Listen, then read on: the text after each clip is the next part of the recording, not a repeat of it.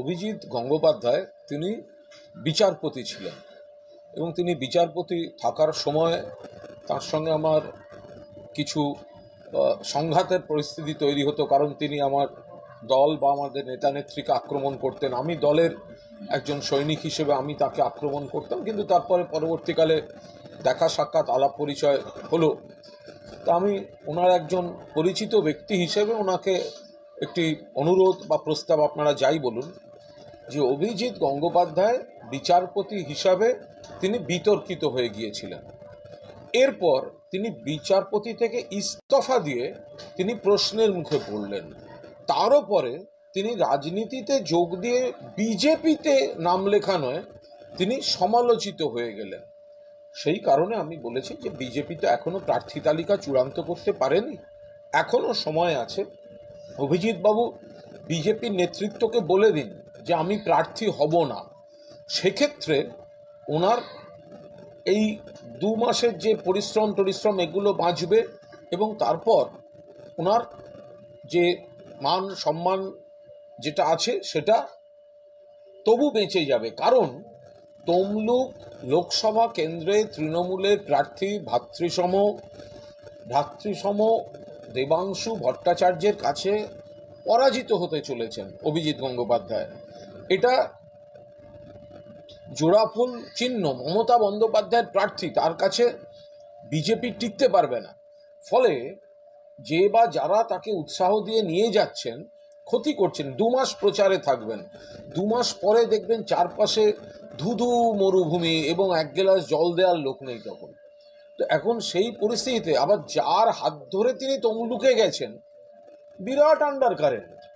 তার কারণ যার হাত ধরে অভিজিৎ বাবু তমলুকে গেছেন সেও চাইবে অভিজিৎ বাবুকে হারাতে, কারণ সে বিজেপিতে কোনো বড় পরিচিত নাম সে সহ্য করতে পারে না, এগোতে দেবে না অভিজিৎ বাবুকে।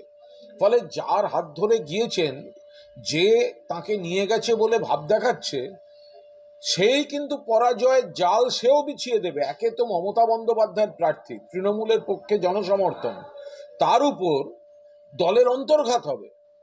ফলে সেই জায়গায় অভিজিৎ বাবু পরাজিত হবেন। পরাজিত হলে রেজাল্ট বেরোনোর দিনটা, এই পরাজয়টা সহ্য করাটা খুব কঠিন।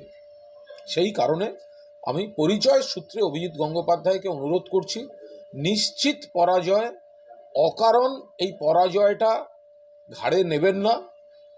তৃণমূল কংগ্রেস জিততে চলেছে, তাই আপনি এখনো সময় আছে। বিজেপি দিশাহীন হয়ে আছে, এখনো প্রার্থী তালিকা চূড়ান্ত করতে পারেনি। ফলে আপনি জানিয়ে দিন যে আপনি নির্বাচনে প্রার্থী হবেন না। এই বিরোধী দলনেতাই তিনি আবার বলছেন যে প্রত্যেক বিধানসভায় 35 লক্ষ টাকা করে তৃণমূল দিয়েছে। অবাস্তব কথাবার্তা। প্রথম কথা, যদি একটা কথা বলেন তার একটা প্রমাণ দিতে হবে। যদি কোনো দল 5 টাকাও দিয়ে থাকে, সেটা বৈধ না অবৈধ? বৈধ হলে কার কি? বিজেপি টাকা খরচ করে না, এসব কথা বললে কথা হবে? অন্য দল টাকা খরচ করে না, সিপিএম টাকা খরচ করে না, কংগ্রেস টাকা খরচ করে না? ভোট আপনি লড়বেন, দেয়াল লিখন, পোস্টার, ফেস্টুন, ব্যানার থেকে শুরু করে একটা ন্যূনতম খরচ তো সব দলেরই থাকে। এগুলো নিয়ে কাদা ছোঁড়াছুড়ি করার আগে তাহলে তো একটা প্রমাণ দিতে হবে, তথ্য প্রমাণ দিতে হবে। আমি আজ বলে দিলাম যে বিজেপি একটা লোকসভা কেন্দ্র পিছু 20 কোটি টাকা করে খরচা করবে।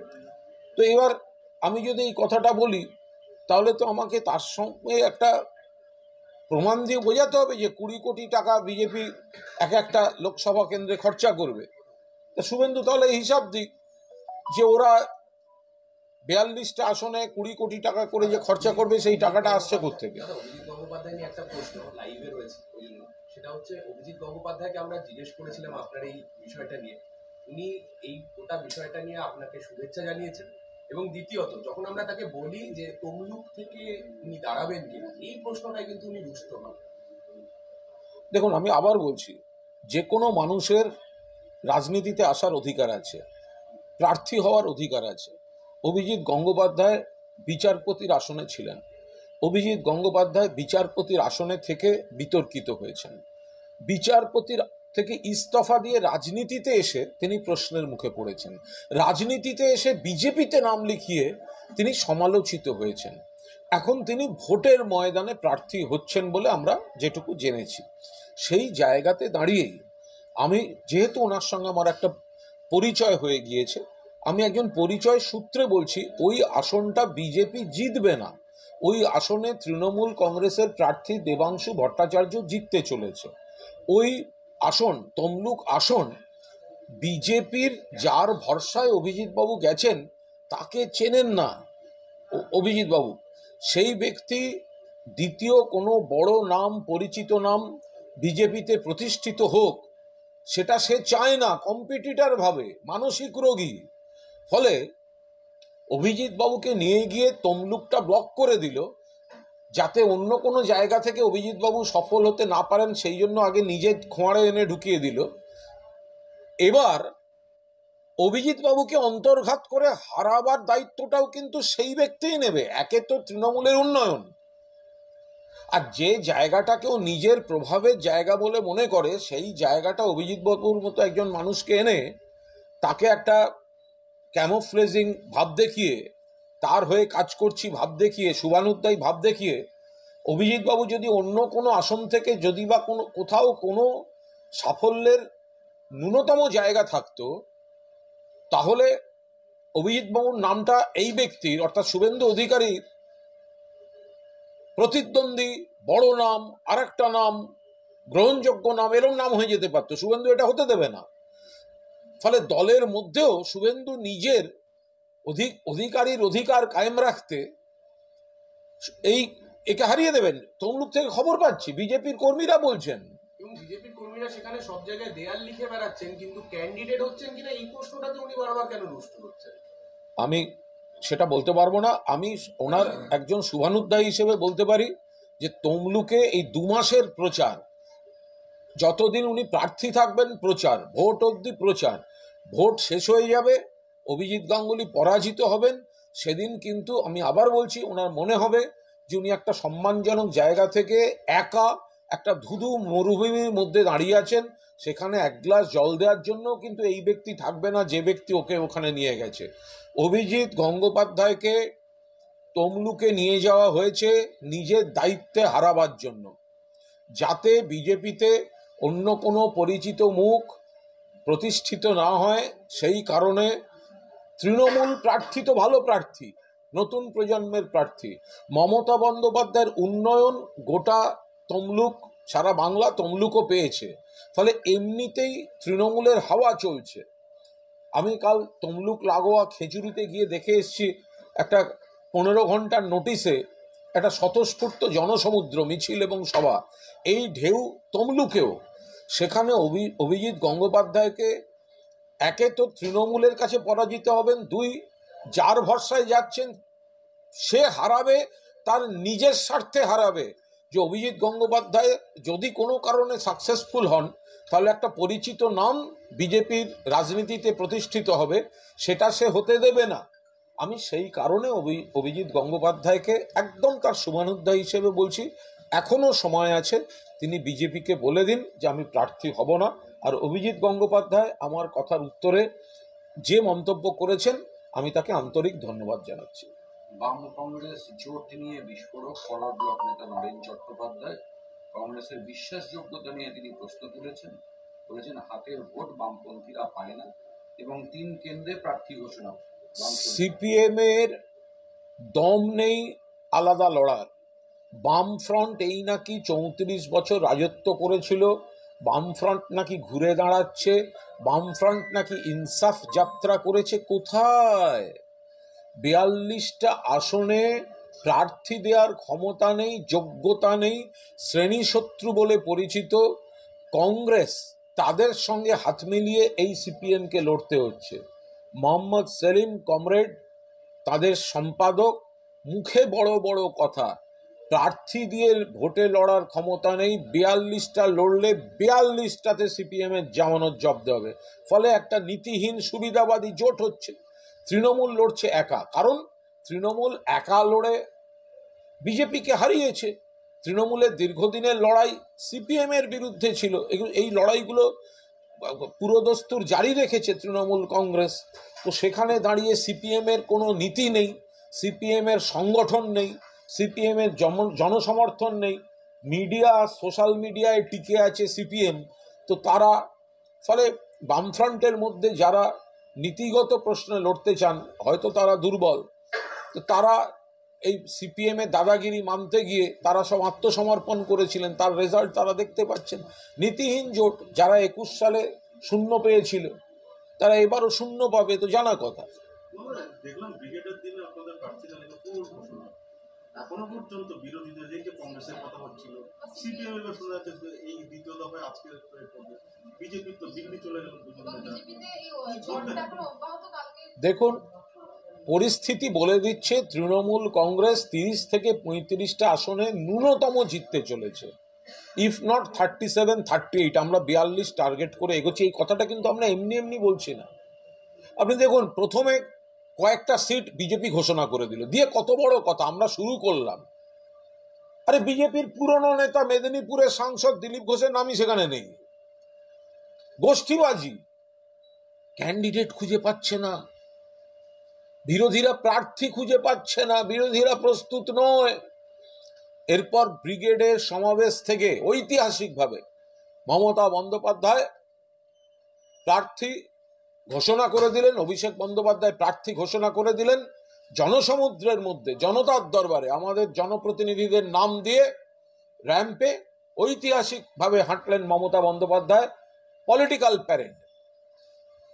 কিন্তু বিরোধীরা প্রস্তুত নয়। বিজেপি কই? এত বড় বড় কথা, বিজেপি কোথায়? বিজেপির প্রার্থী কই? বসে আছে ডাব্বা হাতে। তৃণমূল থেকে কোনো বাতিল কেউ যাবে, সেখান থেকে কোনোভাবে ধরবে। পরিবারবাদ, দুর্নীতি, এগুলো হচ্ছে বিজেপির প্রার্থী তালিকায় প্রতিফলিত, প্রমাণিত। সিপিএম লোক খুঁজে পাচ্ছে না। এত বড় বড় কথা, ইনসাফ যাত্রা। 42টা আসন লড়ার মুরদ নেই, ইনসাফ যাত্রা। কংগ্রেস সারা রাজ্যে 42টা কর্মী আছে কিনা সন্দেহ, 42টা আসন নিয়ে বড় বড় কথা। ফলে বিরোধীরা অপ্রস্তুত। বিজেপি দুর্নীতি আর পরিবারবাদ আর দলবদলুদের উপর নির্ভরশীল। সিপিএম সংগঠন বলে কিছু নেই, সমস্ত রকম ভাবে অবক্ষয়। কংগ্রেস রাজনৈতিকভাবে দেউলিয়া। এই পরিস্থিতিটাই বলে দিচ্ছে যে আসন্ন নির্বাচনে তৃণমূল কংগ্রেস মানুষের সমর্থনের উপর দাঁড়িয়ে 30 থেকে 35টি আসন ন্যূনতম, ইফ নট মোর। যত দিন যাবে তৃণমূলের সম্ভাবনা আরো বেশি আসনে, সেটা তত বাড়বে। প্রচারে গিয়ে বিস্ফোরক মন্তব্য করেছেন অশোকনগরের তৃণমূল বিধায়ক নারায়ণ গোস্বামী। বলেছেন তারা ফেরিয়ে দেখাতে হবে যে কোথা থেকে আসে না আসে। এগুলো কৌটো নাড়ার হিসেবের মধ্যে চলে গেলে তো চলবে না। আর এত বড় বড় কথা কিসে? একটা দল তার 42টা আসনে লড়ার ক্ষমতা নেই, মুখে শুধু বড় বড় কথা। বারবার তৃণমূলের তরফ থেকে দাবি করা হচ্ছে আবাস যোজনায় টাকা দেওয়া হয়নি, গত 3 বছরে টাকা দেওয়া হয়নি, সেটা ব্রিগেডেও বলা হয়েছে। সেখানে শুভেন্দু অধিকারী একটা চিঠি পোস্ট করেছেন। এই বিষয়ে সবিস্তারে আমাদের মাননীয় অর্থ দপ্তরের ভারপ্রাপ্ত রাষ্ট্রমন্ত্রী চন্দ্রিমা ভট্টাচার্য সবিস্তারে বলে দিয়েছেন। ফলে এই বিষয়ে আমি কোনো পুনরাবৃত্তি করতে চাই না। আমি শুধু এইটুকু বলবো যে অভিষেক বন্দ্যোপাধ্যায় যেটা বলেছেন যে আমাদের শেষ 3টে আর্থিক বছরে টাকা দেয়নি, আমরা সেটাই স্টিক করছি। যদি বিজেপির ক্ষমতা থাকে, অভিষেক বন্দ্যোপাধ্যায়ের চ্যালেঞ্জ অ্যাকসেপ্ট করে প্রকাশ্যে নথি দিয়ে প্রকাশ্য বিতর্কে আসুক। বিজেপি সেই বিতর্কে আসছে না। শুভেন্দু অধিকারী মিথ্যাচার করছেন, জাগলারি অফ ওয়ার্ডস, সম্পূর্ণভাবে বিকৃত তথ্য পরিবেশন করছেন। আমরা বারবার বলছি 100 দিনের কাজ এবং আবাস, এতে কেন্দ্র টাকা দেয়নি এবং এ বিষয়ে যা যা বলার আমাদের মাননীয় মন্ত্রী চন্দ্রিমা ভট্টাচার্য আজ বিস্তারিত বলে দিয়েছেন। পুনরাবৃত্তির কোনো অবকাশ নেই।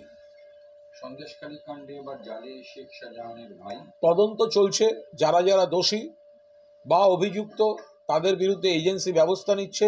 এখানে আমরা এই বিষয়ে কোনো মন্তব্য দলের তরফ থেকে এক্ষুনি করব না। দাদা, ভোট ঘোষণার পরেও এখনো পর্যন্ত সন্দেশখালী রামপুর 2 নম্বর গ্রাম পঞ্চায়েতের বিভিন্ন তৃণমূল নেতাদের বিরুদ্ধে মানুষের বিক্ষোভ আজকেও দেখা গেল।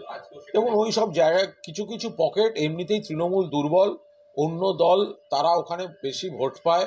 আমাদের সংগঠন সারা পশ্চিমবঙ্গে নিশ্চিতভাবে আমরা এগিয়ে, কিন্তু স্বাভাবিক ব্যাপার কোনো কোনো জায়গায় কোনো কোনো এলাকায় আমরা দুর্বল। তো সন্দেশখালীর পার্টিকুলারলি এই অঞ্চলটা আমরা একটু দুর্বল। তো সেইখানে বাকি রাজনৈতিক দলগুলো যে নাটক মঞ্চস্থ করছে সেগুলো আমরা লক্ষ্য রাখছি, এবং ভোটের পর বিকেলবেলা দেখবেন বসিরহাট কেন্দ্র হই হই করে তৃণমূল কংগ্রেস জিতছে। বাকি রাজনৈতিক দলের কথা বললেন, সন্দেশখালী অভিযোগ হচ্ছে যে এটা এখনো ভয়মুক্ত নয়, বেশি সংখ্যক সন্দেশখালী ভয়মুক্ত। সন্দেশখালীতে সিপিএম বা বিজেপির সমর্থকরা কিছু নাটক করছেন। সন্দেশখালীতে যা যা অভিযোগ ছিল রাজ্য সরকার, প্রশাসন, দল ব্যবস্থা নিয়েছে। সন্দেশখালী শান্ত, কিন্তু সন্দেশখালীকে জিয়ে রেখে ভোটের ইস্যু করার জন্য সিপিএম বা বিজেপি বা আর কোনো দল তারা কিছু নাটক মঞ্চস্থ করছে, আমরা লক্ষ্য রাখছি।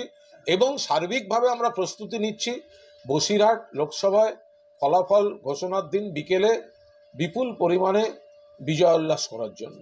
ভোট ঘোষণার পরেই রাজ্যের বিভিন্ন জায়গায় নদিয়ায়, তারপর পাণ্ডবেশ্বরের বিভিন্ন জায়গাতে হিংসার ছবি একটা তৃণমূল কংগ্রেসকে অনেকের বিরুদ্ধে একসঙ্গে লড়তে হচ্ছে।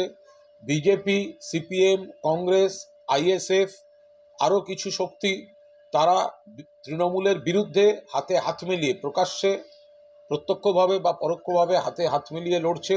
ফলে সেই জায়গায় দাঁড়িয়ে আমরা জানি আমাদের টার্গেট করা হচ্ছে, আমাদের উপর আক্রমণ আসছে, আমাদের দলের নেতা বা কর্মীদের প্রাণহানি, হতাহত হওয়া, এই ধরনের সমস্ত আয়োজন করছে। আবার অনেকে চাইছে এমন কিছু দৃশ্যের অবতারণা করতে যা দেখিয়ে কেন্দ্রের নির্বাচন কমিশনকে বলবে দেখো দেখো হিংসা চলছে, ব্যবস্থা করো। এইগুলো সব বিরোধীদের মস্তিষ্ক প্রসূত প্লট। দিল্লির মুখ্যমন্ত্রী অরবিন্দ কেজরিওয়ালকে ফের ইডি নোটিশ পাঠিয়েছে। আবগারি মামলায় জামিন পেতেই তাকে জল বোর্ড দুর্নীতি মামলায় আগামীকাল বিজেপি সম্পূর্ণভাবে সিবিআই ইডিকে তাদের শাখা সংগঠন বা গণসংগঠন হিসেবে ব্যবহার করছে। বিজেপি নেতৃত্ব, বিজেপি বিরোধী নেতৃত্ব, দল, রাজ্য, মুখ্যমন্ত্রী তাদের টার্গেট করা হচ্ছে। সেই হিসেবেই অরবিন্দ কেজরিওয়ালের উপর এই ধরনের পদক্ষেপগুলি তারা চালিয়ে যাচ্ছে। ওকে, থ্যাংক ইউ, অনেক হয়ে গেছে।